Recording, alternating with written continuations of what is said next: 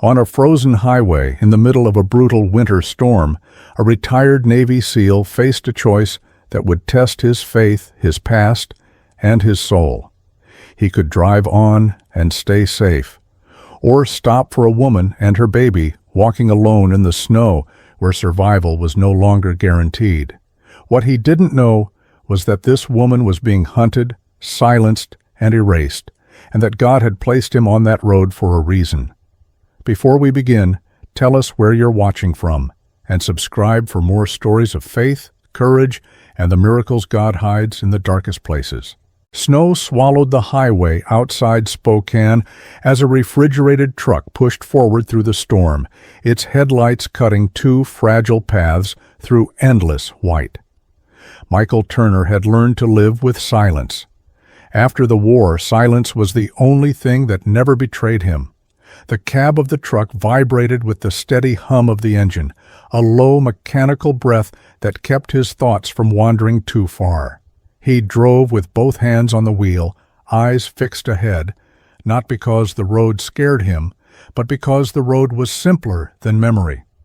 Behind him, crates of frozen chicken rattled softly, their weight familiar and controlled. The rules were clear: deliver on time, keep the temperature steady, don't look back. Routine was armor, distance was survival. 5 years after retiring from the SEALs, Michael had learned that caring cost too much, and whatever it took from you never came back whole. Rex shifted beside him. The German Shepherd didn't bark or whine. Rex never did unless something mattered. His ears rose, his posture tightening, the way it always did before danger showed itself. Michael felt it immediately, the old reflex stirring in his chest. "Easy," he murmured, though he wasn't sure who he was trying to calm. The storm thickened, snow striking the windshield like thrown gravel, the wipers losing ground with every sweep. Visibility collapsed into a narrow tunnel of light, and the world beyond it ceased to exist. Michael liked it that way. Fewer choices, fewer consequences. Then something moved. At first, he told himself it was another trick of exhaustion, snow shaping itself into human forms the longer you stared, but the shape stumbled, nearly collapsing at the edge of the road. Michael's jaw tightened. He knew this moment. Every warning he had ever learned screamed at him not to stop. Lonely highways bred bad endings. He told himself it wasn't his responsibility anymore. He was a driver now, just a man with a route and a clock. The truck rolled closer, and the headlights reached the figure fully. It was a woman. She was carrying a child.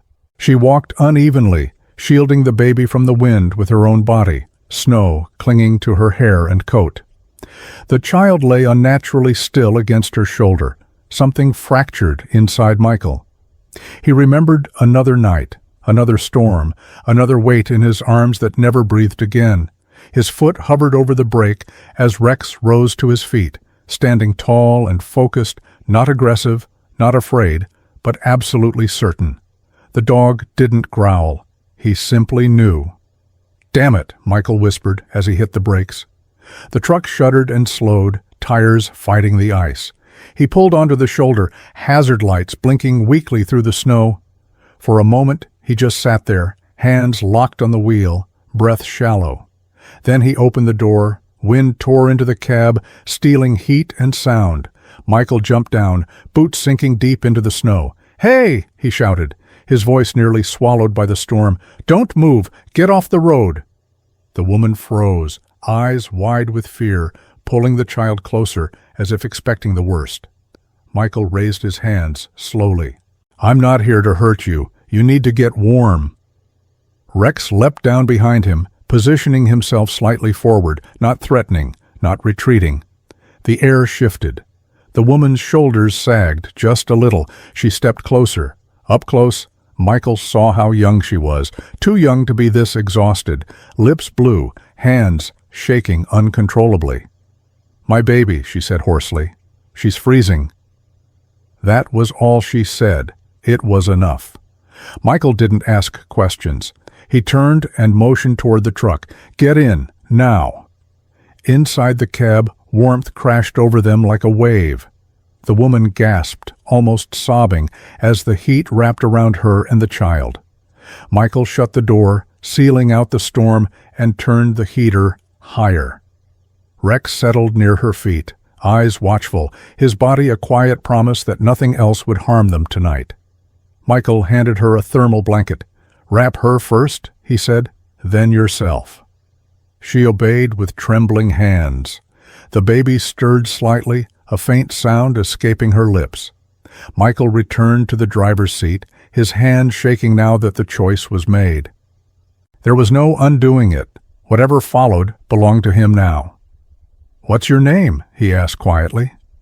"Emily," she said. "My daughter is Lily." Michael nodded once. He didn't offer his own name. Names made things real. Names carried weight. Outside, the storm raged harder, furious at being denied its prey. Michael stared ahead through the windshield, already calculating risks, consequences, futures he hadn't planned on touching. He knew this road. He knew how far one decision could carry you. Rex shifted closer to Emily and Lily, pressing his weight against them like a living shield. Michael eased the truck back onto the highway. He didn't know where this would end, but for the first time in years, he wasn't driving away. The storm followed the truck like a living thing, snow hammering the windshield while Spokane disappeared behind them, and the highway narrowed into a trembling corridor of ice, light, and breath inside a sealed cab. Michael Turner kept both hands on the wheel, but it wasn't the road that demanded his grip now. It was the decision he'd made, the one that sat between his ribs like a stone that had suddenly become a heartbeat. The heater pushed warm air across the dashboard in steady waves, yet Michael felt cold in places heat couldn't reach, the kind of cold that came from opening a door he'd kept locked for years. He stole a glance toward the passenger side without turning his head too much, as if looking directly might turn this into something he couldn't undo. Emily sat curled slightly inward, shoulders rounded around Lily, the blanket pulled tight. The baby's small movements were subtle, but present, tiny signs of life that should have been ordinary and yet felt miraculous in this kind of weather. Rex sat close, calm, but alert, an unspoken warning and a quiet promise at the same time. Michael recognized that posture from 100 nights he didn't like to remember. The dog wasn't just watching the road or the strangers. Rex was watching Michael too, as if measuring whether his human would hold steady or fall apart. Michael swallowed, jaw tight, and kept driving. He told himself he was doing something simple, something logistical, moving a mother and child from danger to warmth, from exposed shoulder to protected cab. But the truth pressed harder. He'd let them into the one space he still considered his. The cab wasn't a home, not really, but it was the closest thing he allowed himself.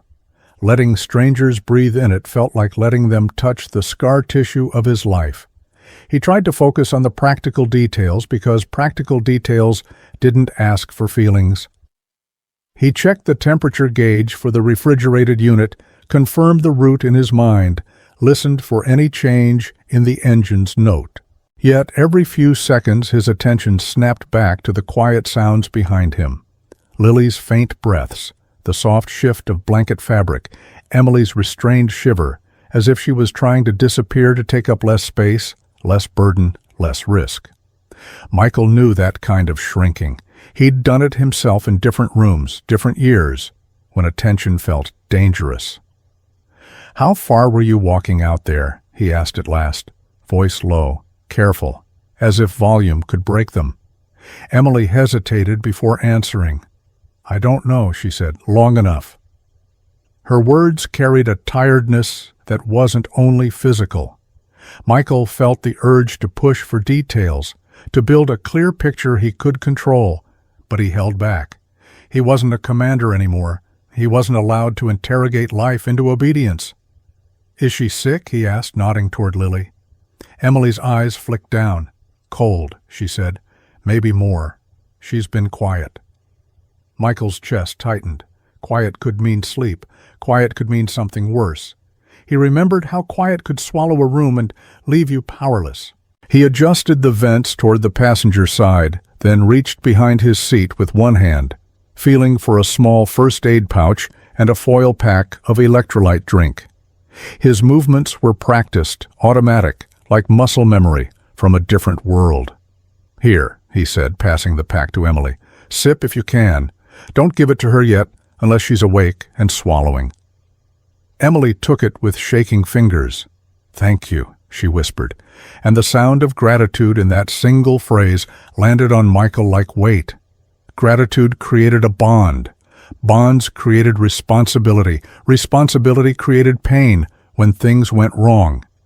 He told himself he was overthinking, that this was what normal people did: help, then move on. But he wasn't normal, not in the way that mattered. A normal man would have offered his name by now, and maybe a joke about the weather. Michael couldn't remember the last time he joked with a stranger without scanning for exits. He kept his eyes forward, watching the highway lines fade beneath snow. The hazard lights reflected faintly off the storm, making the world blink. In that rhythmic flash, he saw the outline of who he'd become, a man who moved through life like a convoy, always expecting an ambush. He wondered if Emily sensed it, the tension in his shoulders, the way his breathing stayed shallow, the way his gaze never fully softened. The cabin smelled faintly of coffee and cold air, and something else now, human need, raw and undeniable. Rex shifted again, leaning closer to Emily and Lily, and Michael felt an unexpected sting behind his eyes. Not sadness exactly, but a recognition that the dog had chosen this without debate. Rex didn't calculate risk the way Michael did. Rex had lived with Michael long enough to inherit certain cautions, yet the dog still believed in the simplest kind of duty: protect the vulnerable, stay with the pack, do not abandon. Michael wondered if that faith came from Rex, or from the fact that a dog could not build the same walls a man could, or maybe the dog could and chose not to. "There's a truck stop up ahead," Michael said after a while. "Lights, heat, coffee. We'll stop. You need to warm up properly." Emily's shoulders tensed instantly. Michael saw it even in the dim glow of the dashboard. Fear didn't need much light. "We don't have money," she said quickly, as if that was the only weapon she had to defend herself from being thrown back into the storm. Michael felt irritation flare, not at her, but at the world that had trained her to expect cruelty as a default. "I'm not asking," he said, then softened his tone because he heard how harsh it sounded. "Just, we stop. You and the baby need a bathroom, you need water, and she needs to be checked. That's all." Emily nodded, but her eyes stayed guarded, her body still braced, as if kindness always came with a trap door. Michael understood that too well. In his own life, kindness had often been temporary, an early promise that failed under pressure. He drove on, watching for the neon sign through the snowfall. His route normally required precision. The company tracked deliveries, and late drop-offs meant calls, reports, and questions he hated answering. But tonight, for the first time in years, the schedule felt smaller than what sat in his passenger seat. His mind tried to bargain anyway. Stop briefly, get them warm, then drop them at a shelter. Keep it simple. Do not complicate. Do not invite chaos into your life. Yet a different voice, quiet, stubborn, answered back, "You already did." The truck stop appeared at last like an island, neon smearing through the snow. Michael guided the rig into a parking lane and shut down the engine. The sudden silence hit hard, as if the truck had been holding the world together by vibration alone. In that silence, Lily made a small sound, a thin complaint or a cough, and Emily immediately tightened her hold, whispering something Michael couldn't hear. Rex's ears pricked, and the dog's gaze moved between mother and child with that focused urgency that meant Rex had registered something important. Michael's pulse quickened. He hated not knowing. He hated being unable to fix something immediately. He forced himself to breathe slowly, then turned and spoke with careful steadiness. "We go inside," he said. "Stay close. If anyone asks questions you don't want to answer, you don't answer. I'll handle it." Emily looked at him, surprise flickering. "Why?" she asked. The question wasn't rude. It was the question of someone who had learned that help was rarely free. Michael could have given her a clean explanation, something polite and distant. Instead, the truth came out rougher, simpler. "Because it's cold," he said. "Because she's a baby. Because you're standing here." Emily blinked, and for a moment her face showed something like relief before she hid it again. Michael climbed out, the cold slamming him awake. He walked around to the passenger side and opened the door for her, then waited as she carefully descended with Lily held tight. Rex jumped down last, moving to Emily's side without needing a command. Together they crossed the lot, snow crunching under boots, neon reflecting off the wet ground. Michael felt eyes on them before he even reached the door. Other drivers, late-night staff, people whose lives were all corners and hard stories. He knew the look. He'd worn it himself. A man alone walking in with a young mother and a baby at this hour didn't look normal. Normal didn't matter. Inside, the warmth smelled like frying oil and detergent and coffee. A woman behind the counter glanced up, then glanced again, attention sharpening. She looked older, tired, the kind of person who had seen enough to stop being shocked. Michael met her gaze without flinching. He didn't smile. He didn't explain. He simply held the look long enough to say, without words, that he would not be pushed around tonight. The woman's expression softened a fraction, not with pity, but with something closer to recognition. She nodded toward a back hallway. "Restrooms are that way," she said, voice neutral, as if she was offering directions to anyone. Michael felt a small release in his chest. Emily murmured a quiet thank you and hurried toward the hallway. Rex followed 2 steps behind her, glancing back once at Michael, as if checking in.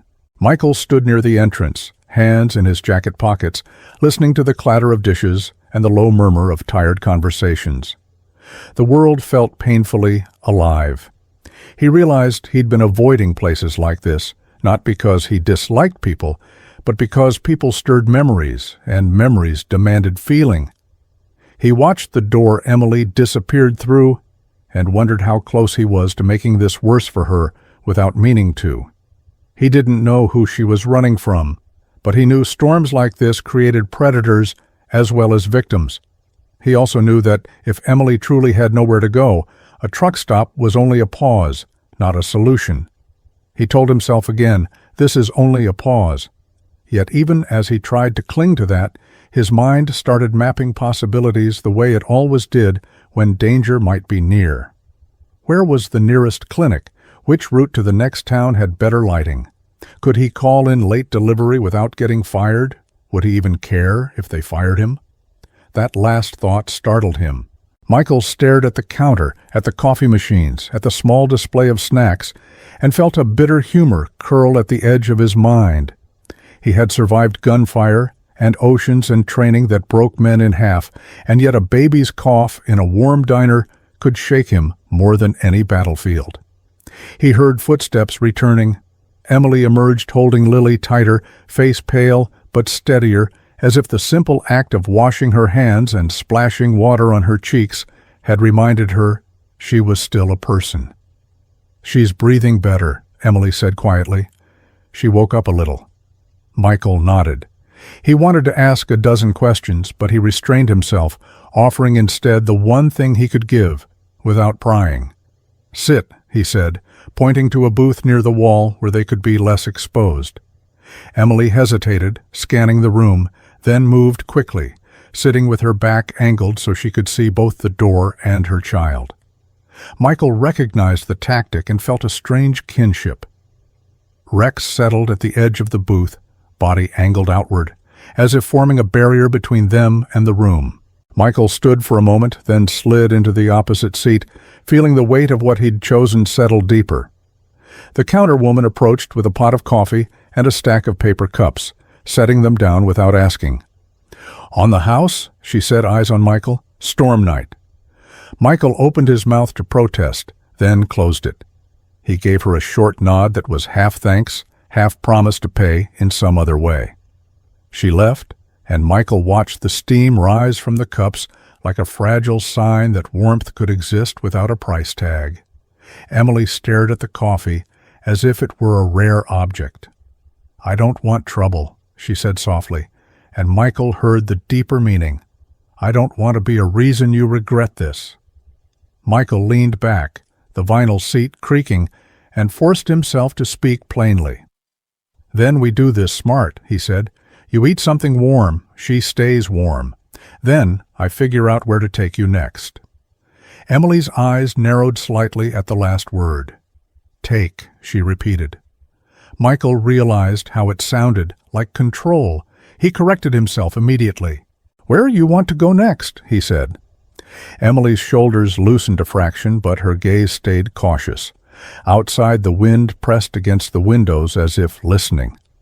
Michael looked at Rex, and Rex looked back, steady and unafraid. And in that silent exchange, Michael felt an unsettling truth.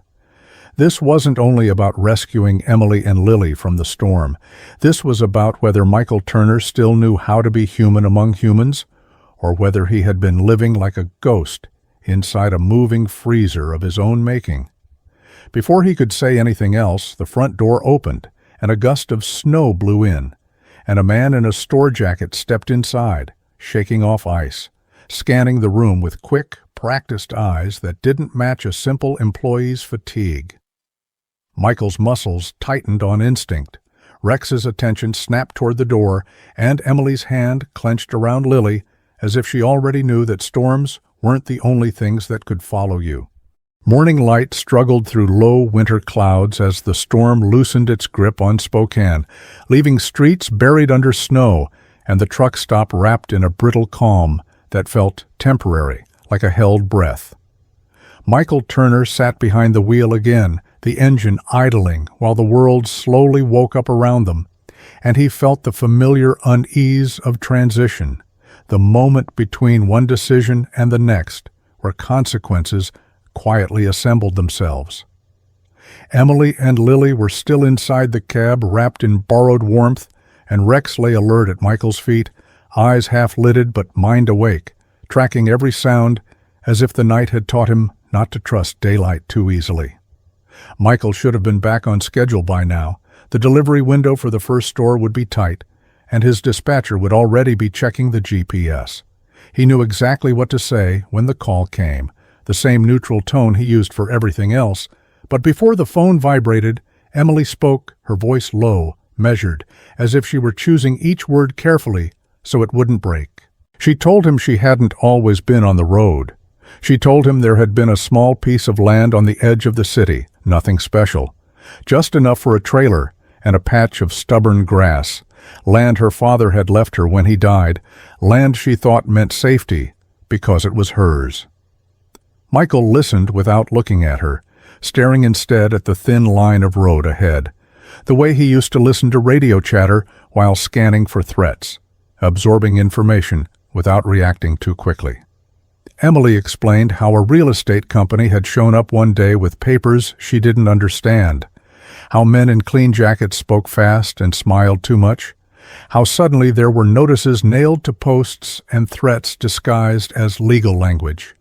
She fought it at first, went to offices she couldn't afford to miss work for, stood in lines with Lily on her hip, but every answer led nowhere, every door closed politely and permanently. When she refused to leave, the harassment started. Strange cars idled too long near the trailer at night. Someone cut the power line once. Someone else left a note that said she should be grateful for the chance to disappear quietly. Michael felt his jaw tighten. He'd seen this kind of pressure before, not in this country, not with paperwork instead of weapons. But the tactic was the same: make staying cost more than leaving.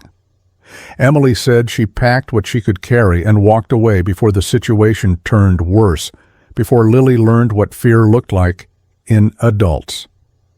She found work at a convenience store on the south side, night shifts mostly, the kind of job that didn't ask questions as long as you showed up on time and didn't complain. For a while, that was enough. She slept in shelters when she could, in corners of her car when she couldn't, always keeping Lily quiet, always keeping her moving. Michael felt something heavy settle in his chest as she spoke, not anger yet, but recognition. He knew what it was to lose ground inch by inch until retreat felt like the only option left. He asked gently why she'd been walking in the storm instead of staying at the store. Emily's hands tightened around the blanket. She said some men had started coming by, not customers, not exactly. Men who didn't buy anything but always stood too close, always asked when her shift ended, always watched Lily too long. The owner told her it was better if she left for a while, better for the business, better for everyone. He didn't yell. He didn't threaten. He just made it clear that if trouble followed her, it would land on him, and he wasn't willing to carry it. Michael nodded slowly. He didn't blame the man. Fear spread outward. It always did. Emily said she left that night with nowhere to go, hoping to reach a shelter rumored to have space, but the storm came faster than she expected. Silence filled the cab after she finished, thick and uncomfortable. Michael felt the old instinct rise, the one that wanted to categorize, to assign fault, to plan an operation. But this wasn't a mission he could solve by moving pieces on a map. This was a life tangled in systems designed to exhaust people like Emily until they stopped resisting. Rex lifted his head and nudged Michael's knee lightly, a grounding gesture, and Michael exhaled. He told Emily he needed to make his delivery. He told her he couldn't promise anything yet, which felt like both honesty and cowardice. Emily nodded, not surprised, as if she'd already prepared herself to be dropped at the edge of someone else's responsibility. The first store was a small grocery on the east side, its parking lot half cleared, employees shoveling slush while waiting for trucks. Michael backed the rig in with practiced ease, the smell of cold metal and diesel grounding him in routine. As he signed the paperwork inside, his eyes caught a flyer taped crookedly near the counter, edges curling from moisture. It announced an opening for a cashier at a nearby distribution warehouse, daytime hours, immediate start. Michael stared at it longer than necessary, something turning quietly in his mind. He thought of Emily's steady hands, of the way she'd held Lily through the night without complaint, of the fear she carried without letting it spill. He folded the flyer carefully and slid it into his jacket pocket. Back in the cab, Rex watched him closely as Michael drove toward the warehouse listed on the paper, telling himself it was only a question, only a suggestion, nothing binding. When he finally showed Emily the flyer, he framed it as information, not a solution. Emily looked at the paper, then at him, disbelief and caution crossing her face. She said she didn't have an address, didn't have childcare, didn't have anything that made her look reliable on a form. Michael surprised himself by answering without hesitation. He said she could stay at his place for a few days, just until she got her footing, just until she figured out her next move. The words were out before he could stop them, heavy and irreversible. Emily searched his face, waiting for the catch. There was none he could name. Rex shifted closer to her, tail thumping once against the seat, as if confirming a decision already made.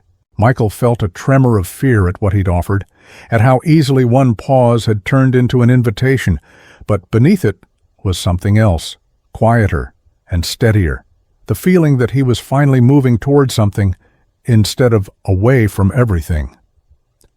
As the warehouse came into view, a low concrete building surrounded by snowbanks and forklifts, Michael's phone buzzed in his pocket with his dispatcher's name on the screen, and for the first time since leaving the service, Michael hesitated before answering, knowing that the life he'd built on strict lines and safe distances was already starting to bend in ways he could not fully control. Cold daylight hung over Spokane's industrial district as forklifts beeped through snowbanks and breath turned white in the air. the warehouse doors yawning open like a cautious promise that warmth and work might briefly coexist. Michael Turner parked the refrigerated truck where the cones directed him and felt the old reflex to compartmentalize kick in, the instinct that said, deliver first, talk later, keep emotions sealed until the job was done. He shut down the engine, the sudden quiet ringing in his ears, and glanced toward Emily and Lily before climbing out, a silent check that had already become habit, despite his resistance to naming it as such. Rex stayed where he was, alert but calm, the dog's focus splitting cleanly between Michael's back and the woman and child in the cab, as if guarding two flanks of the same fragile perimeter. Inside the warehouse office, warmth smelled like paper and dust and coffee that had been reheated too many times, and Michael handed over his paperwork with the same clipped efficiency he'd practiced for years, answering questions with short, precise sentences that discouraged curiosity. While he waited for the receipt, his eyes returned to the flyer taped near the counter, the words cashier and immediate start standing out more sharply now that he'd committed to seeing them.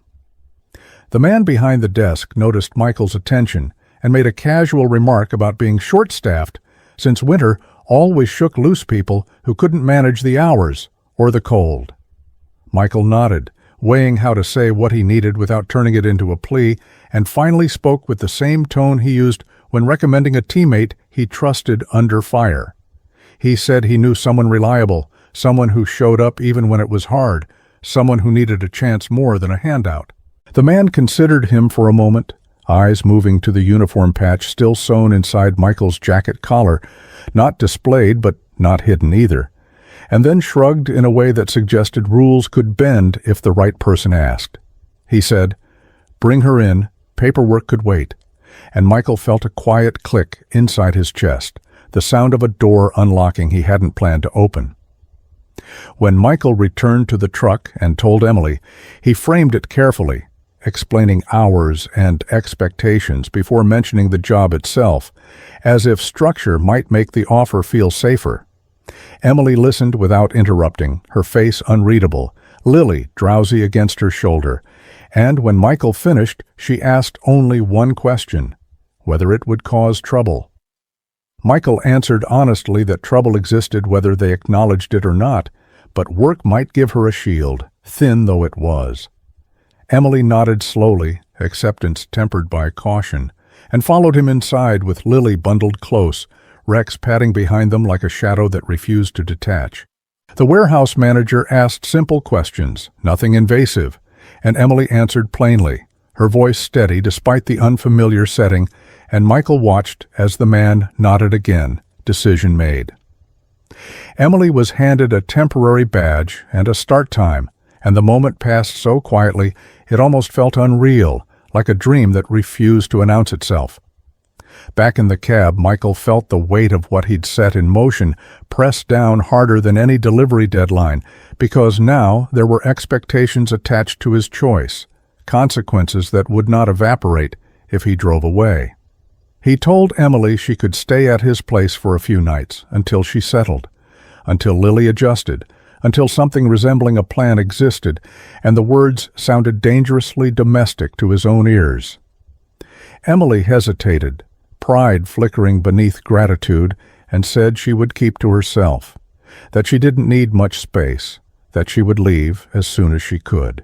Michael replied that it wasn't charity, that the house had been empty long enough to forget what it was built for, and even as he said it, he wondered when exactly that emptiness had become his default state.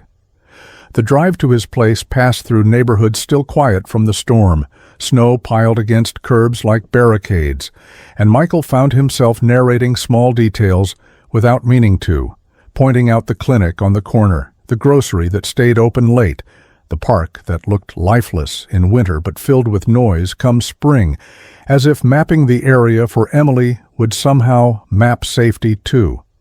His house sat on a modest street, lights off, driveway half buried, and when he opened the door, the cold interior greeted them with a stale stillness that carried the echo of long solitude.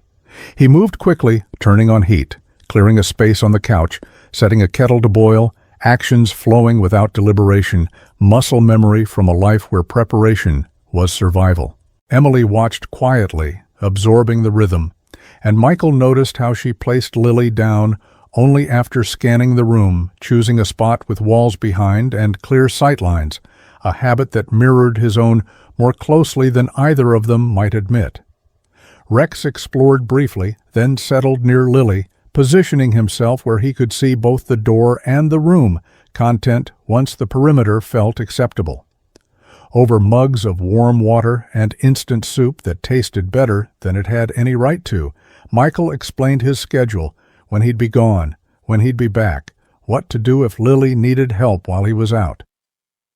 Emily listened, nodding, and when she finally spoke, it wasn't to ask for more, but to say she would start work the next morning, that she didn't want to waste the chance. Michael felt an unexpected swell of something close to pride, followed immediately by the instinct to push it down, to remind himself that pride made people careless. Night fell early, darkness pressing against the windows, and Michael stood in the doorway of the spare room while Emily settled Lily, aware of how thin the line was between refuge and intrusion. He retreated to the living room, letting Rex choose where to lie, and sat in the quiet with thoughts that refused to stay ordered.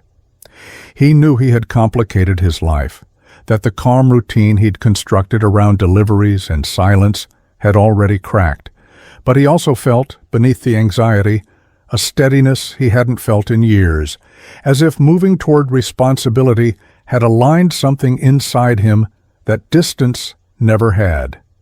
When Emily emerged, whispering thanks that carried more weight than the word deserved, Michael nodded and said they'd talk more in the morning, his voice careful, not to promise what he couldn't yet guarantee. Later, alone in the dim light, Michael checked his phone and saw a missed call from an unknown number, followed by a text that simply asked whether he had delivered to the warehouse on schedule today. And the neutrality of the question made his skin prickle, because it suggested eyes where he hadn't noticed them before. Rex lifted his head, ears angling toward the window, and Michael understood that shelter was temporary, opportunity fragile, and whatever had pushed Emily out into the storm had not finished moving yet. Snowmelt pooled along Spokane's sidewalks as winter loosened its grip just enough to turn streets slick and reflective, the city breathing in that uneasy space between thaw and relapse. Michael Turner noticed the change before anyone said a word, the way routines frayed at the edges when pressure returned, because pressure always did. He dropped Emily at the warehouse early that morning, watching her straighten her shoulders before stepping out, Lily bundled and sleepy, determination settling over Emily's face like armor she'd learned to wear without ceremony. Michael told himself this was progress, that a job and a roof were the two strongest defenses against chaos, yet the old instinct in him refused to stand down. Rex watched Emily disappear through the doors, ears angled forward, then looked back at Michael with a questioning focus that said safety was provisional. Michael drove his route with the same mechanical precision as always, unloading frozen chicken at stores that smelled of bleach and bread, but his thoughts kept circling back, mapping risks he couldn't quite name. He remembered the missed call, the neutral text, the sense of being observed without invitation. By the time he returned to the warehouse in the afternoon, the air felt wrong, thinner somehow, as if the building itself were holding its breath. He saw Emily first, sitting on the concrete curb near the employee entrance, Lily asleep against her chest, Emily's face folded inward in a way Michael recognized immediately. That posture belonged to people who had just been told a story about themselves they were not allowed to dispute. He parked without thinking and crossed the lot quickly. Emily looked up when she heard his boots, eyes red but dry, the kind of control that came after tears had been exhausted. She said it quietly, as if saying it louder would make it true. They accused her of stealing a customer's wallet. Michael felt heat rise behind his eyes, not blind anger yet, but a sharp, focused clarity. He asked what happened, and Emily explained in short sentences, facts stripped of emotion because emotion would make her sound guilty. A man had come in near closing, distracted her with questions, left his wallet on the counter, then returned shouting. The manager didn't listen long. There were rules, he said, procedures, liabilities. Emily was escorted out before she could finish speaking. Michael listened without interruption, his jaw tightening with each word. He had seen this tactic before, different uniforms, same playbook, create confusion, apply pressure, force a quick judgment that favored whoever already held power. Rex sat close to Emily, body angled outward, eyes tracking every passerby, the dog's stillness a counterpoint to the chaos that had just unfolded. Michael crouched in front of Emily, meeting her gaze at eye level, and said the one thing she did not expect. "Stand up." Emily flinched, misunderstanding flickering across her face, and Michael corrected himself immediately. "Not physically," he said. "Internally. This isn't over." Emily shook her head, bitterness breaking through at last. She said she was tired of explaining herself, tired of fighting systems that never bent, tired of being one accusation away from losing whatever small ground she gained. Michael absorbed that too, recognizing the edge where exhaustion became surrender. He told her he would not argue feelings, but facts were still on their side. He asked about cameras. Emily hesitated, then said there were cameras over the counter and the aisles, but management hadn't checked them. Michael nodded once.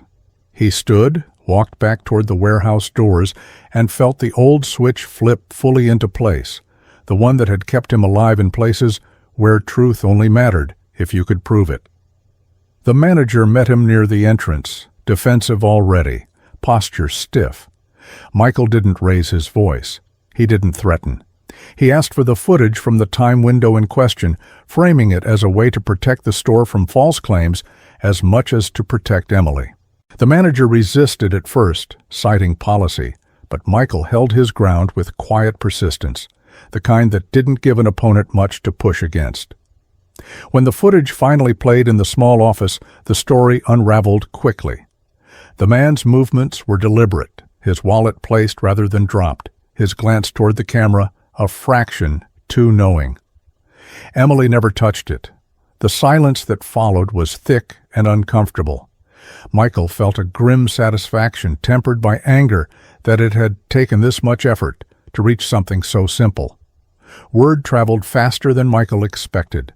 A few regular customers who had lingered outside drifted closer, drawn by raised voices and tension, and one by one they spoke up, recalling moments Emily had returned money left behind, had paid for snacks for kids short on change, had stayed late without complaint. Their testimonies weren't dramatic, just steady, ordinary acts of decency, stacking up until the accusation collapsed under its own weight. The manager's posture shifted, guilt replacing certainty, and he muttered something about misunderstandings and apologies. Emily stood frozen, relief and humiliation colliding inside her, unsure whether vindication felt any better than the accusation itself. Michael watched her closely, aware that clearing her name didn't erase the damage done. He suggested they take Lily home, said they could talk about next steps later, and Emily nodded, too drained to argue. As they walked away, Michael felt eyes on his back again, the same prickle he'd felt the night before, and when he turned briefly, he thought he saw the man from the accusation standing across the street, phone to his ear, watching them with an expression that carried no embarrassment at all. Rex growled low, a warning meant only for Michael. Michael understood the message clearly. This had not been a random incident, and whoever had set the trap was not finished adjusting it. Gray afternoon settled over Spokane as clouds pressed low and heavy, the city wrapped in a tired quiet that felt less like peace and more like something waiting to break. Michael Turner sensed it before Emily said anything, the subtle shift in atmosphere that followed unresolved conflict, because trouble rarely ended when the truth came out. It only changed tactics. Emily had returned to work after the incident, quieter now, movements precise, as if any extra motion might be used against her, and Michael had resumed his deliveries with a vigilance that felt uncomfortably familiar, the kind he used to wear like a second skin overseas. Rex stayed closer than usual whenever Michael dropped Emily off, positioning himself between her and the open space of the lot, the dog's instincts sharpened by patterns Michael himself was still assembling. It was late afternoon when Michael arrived to pick Emily up and found her standing near the loading bay, Lily asleep against her chest, her face drained of color. She didn't cry this time. She didn't look surprised. She said the manager had called her into the office and let her go without explanation. No accusation, no argument, just a rehearsed sentence about restructuring and liability and wishing her the best. Michael felt the words land like a dull blade, not cutting cleanly but doing damage all the same. He asked if they gave a reason. Emily shook her head and then, after a pause, added that a man had been there earlier, not an employee, not a customer, someone who spoke privately with management and left without buying anything. Michael didn't need more detail. He could already see the shape of it. Later that evening, when Emily sat at his kitchen table nursing a cup of tea gone cold, she told him the rest. The man had returned, this time introducing himself politely, smoothly, claiming to represent financial interests connected to her past property. He spoke of debts she didn't owe, of affiliations she didn't have, of risks the warehouse couldn't afford if they kept her employed. He said it calmly, convincingly, the way liars did when they'd rehearsed long enough to believe themselves. Emily said the manager's eyes changed as he listened, doubt replacing sympathy, fear doing the rest. Michael felt anger rise then, sharp and controlled, the kind that demanded action rather than noise. He recognized this tactic too, the escalation from force to influence, from overt pressure to invisible leverage. Rex lay at Emily's feet, head up, watching Michael intently, as if gauging whether this was a moment for stillness or movement. Michael asked Emily what she wanted to do. The question surprised her. She said she didn't know anymore. She said she was tired of proving she wasn't something someone else had decided she should be. She said maybe it was better to leave Spokane altogether, disappear before things got worse. Michael leaned back, staring at the ceiling, the hum of the refrigerator sounding too loud in the silence that followed.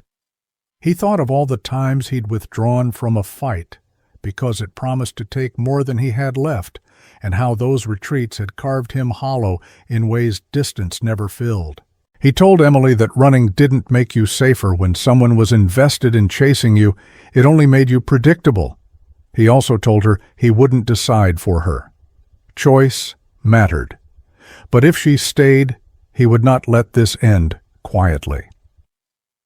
That night, Michael made calls he hadn't made in years, numbers he'd kept not out of sentiment, but necessity. A former teammate now working in municipal records answered first, voice cautious, but warm. Michael didn't explain everything, just enough to ask about property transfers, shell companies, disputes that never made the news. Another call went to a retired investigator who owed Michael a favor from long ago, a man who knew how to read between lines written to confuse rather than clarify. Michael felt the old rhythm return as he spoke, not the violence of the field, but the patience of preparation, the discipline of gathering truth piece by piece.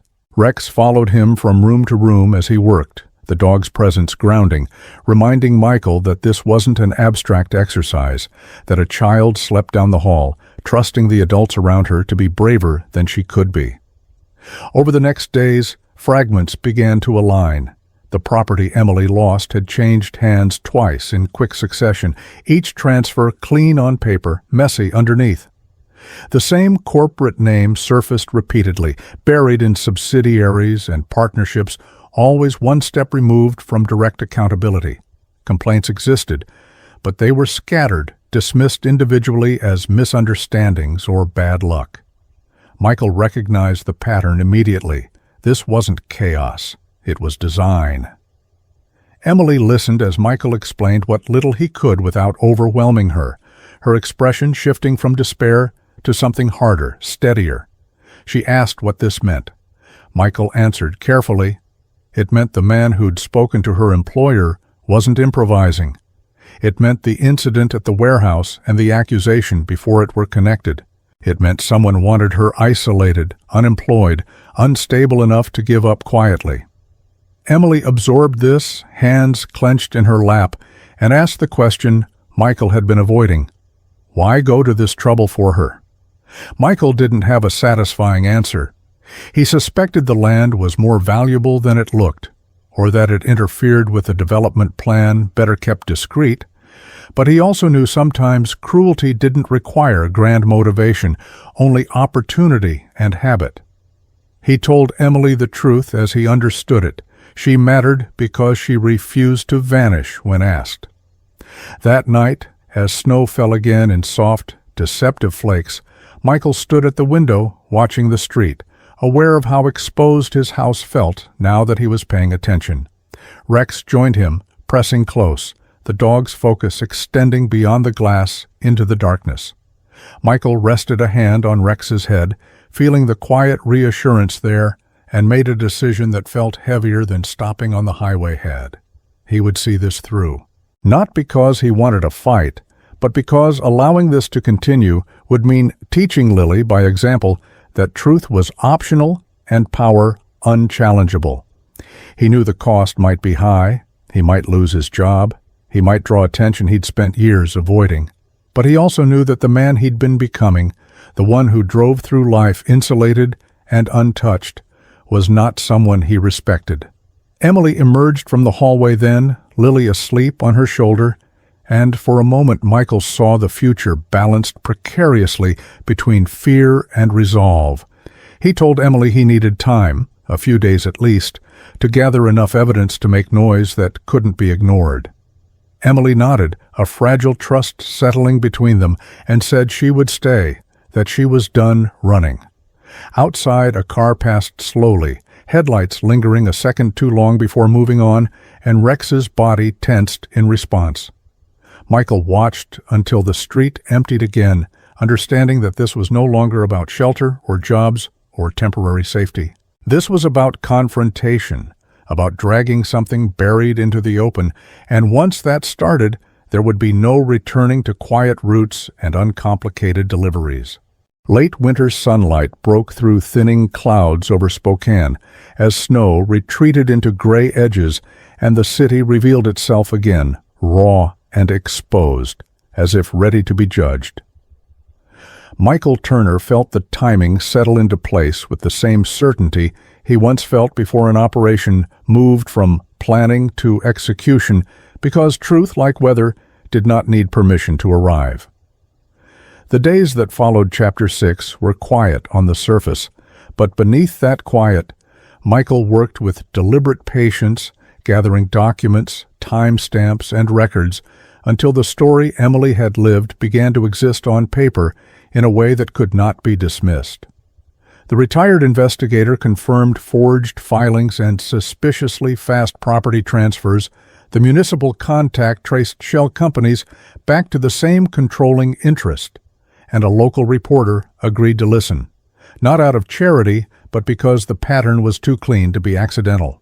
Emily watched all of this unfold with a mixture of disbelief and restraint, learning that vindication moved slowly and demanded endurance rather than anger, while Lily slept nearby, unaware that her future was being negotiated by adults finally unwilling to look away.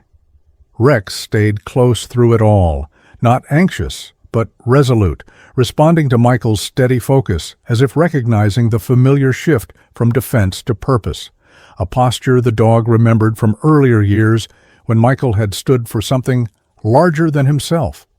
The confrontation came without drama, as these things often did, when the real estate figure arrived at a small administrative hearing, convinced his influence would carry him through as it always had. only to find records he could not explain and witnesses he could not intimidate assembled calmly in one place. Michael did not speak much during the proceedings because this was not his battle to dominate, only one to ensure could not be erased. But his presence mattered in quieter ways, anchoring Emily when the language turned technical and the implications turned heavy. The official presiding over the case, a woman who had once lost her own home to a fraudulent lien years earlier, recognized the structure immediately and refused to let it dissolve into procedural fog. Decisions followed, then consequences, and the machinery that had once pushed Emily out now ground itself to a halt under its own exposure. The land was returned to her name, compensation ordered, and the corporate interests retreated not in defeat, but in silence, the way people did when they understood that further attention would only sharpen the blade already pointed at them. The resolution did not feel triumphant in the cinematic sense Michael had once associated with victory, but it felt solid, earned, and durable, the kind that held even when no one was watching. Emily stood outside afterward, papers in hand, the weight of them unfamiliar but grounding, and for the first time since Michael had met her, she smiled without restraint, not because everything was fixed, but because something fundamental had shifted back into her control. Work followed more easily than she expected once her name was no longer marked by rumor, a small independent store offering her steady hours and flexibility after hearing the story from someone who had read it instead of repeating it. Michael helped where he could without overstepping, driving when needed, stepping back when not, learning the difference between support and substitution in a way he had never been forced to learn before.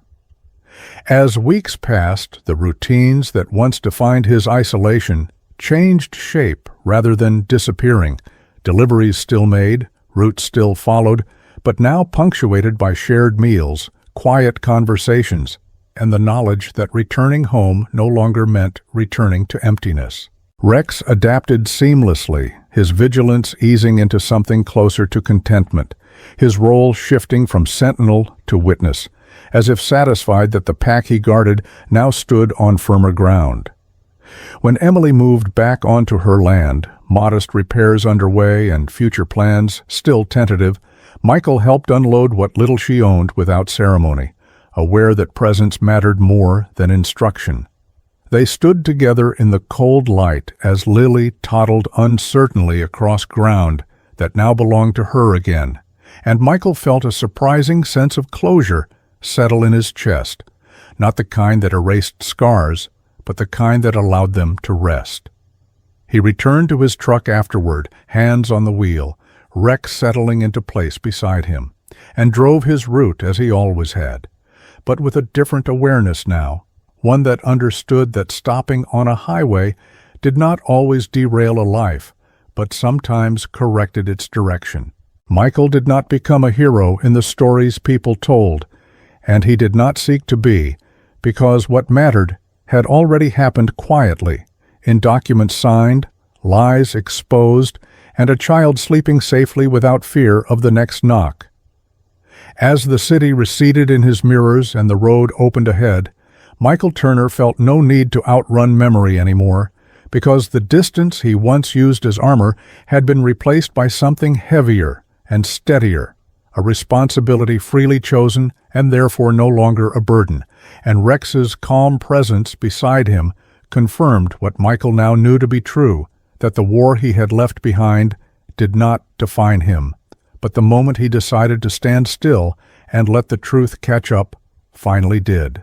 Here is a final message at the end of the story, written in natural, heartfelt American English, connecting the events to miracles, faith in God, everyday life, and ending with a clear call to action suitable for YouTube narration. Sometimes miracles don't arrive with thunder or light from the sky. Sometimes they come quietly, disguised as a simple choice on an ordinary road, a decision to stop, a decision to care, a decision to trust that God is still working, even when the world feels cold and unfair. Michael did not set out to change a life that night. He only followed a pull in his heart that felt stronger than fear. And perhaps that pull was not random at all. Perhaps it was God whispering, reminding him that we are never placed on someone's path by accident. In our daily lives, we pass people every day who are fighting silent battles. We may not carry the answers, but sometimes all God asks is that we show up. This story is not about heroes. It is about obedience to compassion. It is about believing that even the smallest act of kindness can become a doorway for grace. When we choose love over indifference, we allow God to turn ordinary moments into miracles. If this story touched your heart, take a moment to reflect. Ask yourself, if you were on that road, would you have stopped? And if you believe that kindness still matters in this world, please share this story with someone who needs hope today. Leave a comment and tell us where you are watching from and what this story made you feel. Don't forget to subscribe to the channel so you don't miss more stories that remind us of faith, humanity, and second chances. May God bless you and protect you. May He give you the courage to stop when others walk past, the strength to help when it is difficult, and the faith to believe that even in the coldest moments of life, His light is never far away.